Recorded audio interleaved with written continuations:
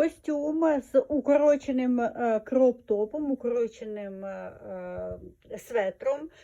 Дуже гарний, він підійде на ідеальну фігуру, сяде дуже красиво. Це десь молодіжна лінійка від Shein і подивіться, дуже гарнючий, на високий зріст, звісно. Я була змушена вдягнути підбори для того, щоб підняти трохи свій зріст і показати, які будуть штани внизу.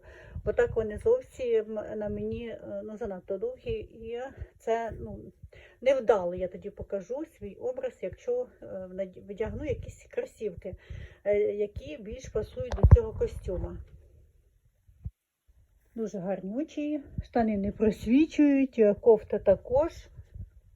Абсолютно новий стан, тільки бірочки немає.